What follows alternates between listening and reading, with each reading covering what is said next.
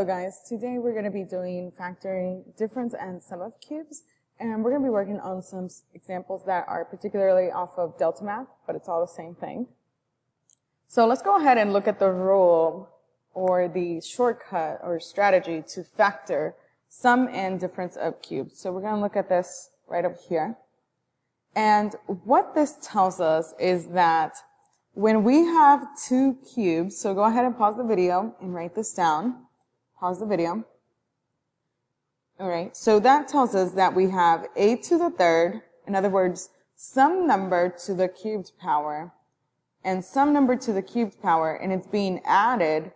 We use this expression to help us factor it. So we're going to break it down into simpler terms. And this would be considered a sum of cubes because it's adding, and this one would be considered a difference of cubes because it's being subtracted. And again, the key here is that both terms are rows to some third power. And to help us remember the rule, a little strategy that you have is that if it's a sum, the first symbol is plus, and then the second symbol is negative. But if it's a subtraction, we're going to have subtraction, subtraction, and then addition, and then the last one is always positive. So that's what that means. It's just a way to help us remember which way to factor. And that's going to be helpful later on in the future. So let's go ahead and do one of these examples. Factor t to the third minus 64 completely. Now, this is where it can get a little bit complicated because we don't know our cubes sometimes. But let me write it this way. T is being raised to the third power and 64. What number to the third power is 64? Well, that number is going to be 4. Again, I didn't really expect you guys to know that, but we have to kind of start thinking, well, 4 times 4 is 16, 16 times 4 is 64. So, in this example, our A is T and our B is 4. And we are doing a difference. And because this is a difference, that means that this is going to be A minus B. Then we have A squared. And if this was a minus, this is a positive. A times B in the middle plus B squared. The last one's always plus. So that's how I'm going to write this. So in this one, my A is T minus my B is 4, like that. And I'm going to write the next part. It's going to be A squared, which is going to be T squared, plus, and then it's A times B. My A is T and my B is 4, but I'm going to write it like this because, again, we put it in order. 4 and T, 4 plus T, like that. And then the last one is 4 squared because that's 4 squared, so plus 4 squared. And I wouldn't leave it like that. I would simplify it. So let me write it down here. We have T minus 4. And then we have T squared plus 4T plus 4 squared is 16. So that's how we would factor that one. Again, I used the rule. I identified what was my A, what was my B, and just plugged it into the rule. Because this one was subtraction, we had a negative and then a positive. All right? Let's go ahead and try another one. This one. This one is a sum of cubes. What number cubed is 1? Just 1. What number is being cubed in the next one? N. So again, we're going to use our sum of cubes formula. So let me write it on the top this time. That's going to be A plus B. Because if we're adding here, we're adding there. And then it's always A squared. And then it's the opposite. A times B, and then the last one's always addition, B squared. So it's really like a nice little pattern there. So let's go ahead and type it in. My 1 is A plus my next one, my B was N. And order does matter. On addition and subtraction, the order does matter. If the 1 came first, I would put it first. And then we're going to do A squared, which is going to be 1 squared. Minus A times B. A is 1, B is N, plus B squared, B is N squared.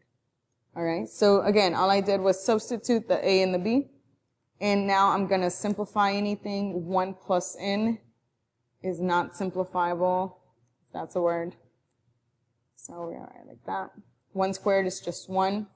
1n is just n plus n squared.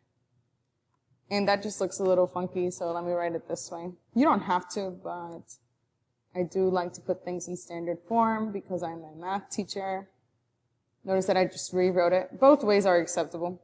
Both of those are the same. I just put the second parentheses in standard form. All right? Let's try one more. Try this one. Take a minute, pause the video. Identify the formula you gotta use. All right, so hopefully you paused the video. In this one, we have to identify what number cubed is 27. Well, that number cubed is 3. And the q is just going to be q to the third, like that. And it's a difference because I'm subtracting. So that means it's a minus b. And then it's going to be a squared. If the first one was minus, this one's positive. A times b plus b squared, like this. All right? So now we're just going to put them in the order the same way. This was my a, this was my b. My a is 3 minus q, like that. And then my a squared, which is 3 squared, plus my a times my b. So my a is 3, my b is q, plus my b is q squared, like this. All right?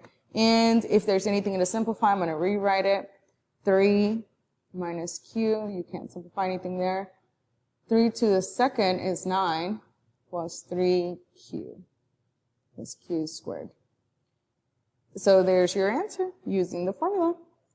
And I'm going to write it in standard form again just because I'm a math teacher and not in standard form. It's going to drive me slightly nuts. Q squared plus 3q plus 9, like that. Perfect. Again, both of those are acceptable, just me putting it in standard form. All right, let's try one more. Let's try one more. Ooh, this one's trickier. This one's also off of Deltamath. This one is just adding one more step. This is where it's going to be a little bit trickier. So pause the video and try it. All right, so hopefully you paused the video and you gave it a try. Notice that we have a 27p to the third. What number to the third gives me 27? 3. And we have a p. So really, it's 3p to the third plus 125. What number to the third power is 125? That looks a lot like 5. Z. Again, we have to know our perfect cubes on this one.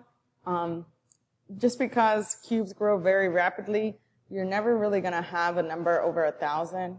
1,000 would be 10 cubed. So just kind of keep that in mind that they're relatively low. So let's go ahead and try this one. This one's going to be a little bit more steps. So we have an addition. So that's going to be a plus b, the rule I'm going to use. A squared plus a times b plus b squared, like that. That's the rule. So let's go ahead and start with the first parentheses. My a is not just 3 and it's not just p. It's 3p because 3 to the third power is 27 and p to the third is p to the third. Plus, my b is not just 5, it's 5z. So my second term is going to be 5z, like that. Because 5 to the third is 125, and then z to the third gives me the third power on the z, like that. So let's go ahead and do the next one. Now this is where it can get tricky. A to the second. A is 3p. So notice how I'm going to write it. I'm going to put 3p squared with parentheses around it, because the square is not just on the p. Notice that these two are not equal. These two are not equal. One includes the 3 and the other one doesn't. So this is the one where you have to put parentheses to include the 3 because A is the whole thing. So don't forget to put the parentheses. Plus, we got A times B. That's going to be 3p times, let me erase this because I'm running out of space. 3p times 5z. So that's A and B plus, and now B squared. B is 5z. So I'm going to do 5z to the second, like that. All right. Now this one has a little bit more of simplifying to do, so let's go ahead and simplify it.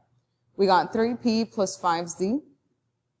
There's nothing to combine there. There's no like terms. Now we have 3p squared. That's 3 squared, which is 9, and then p squared, because you got to distribute that square to the 3 and the p, not just 1. Plus, now we're going to do 3 times 5 is 15, and then just p and z are being multiplied. And then the last one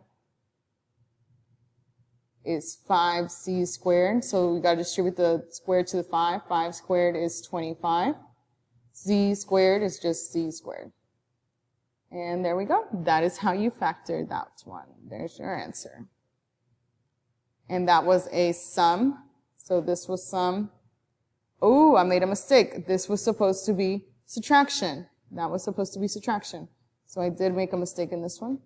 Good thing I checked my work. So let me go in and erase it. Subtraction. And it should have been subtraction up here as well. So be very careful. Notice that I did plus plus when it was supposed to be plus minus. Let me check the other ones real quick. Yep, minus plus. Plus minus. There we go. Perfect. All right, let's go ahead and try one more. Oh, never mind. That's it. Hopefully this video helped you guys. Make sure you don't get confused, and let me know if you have any questions.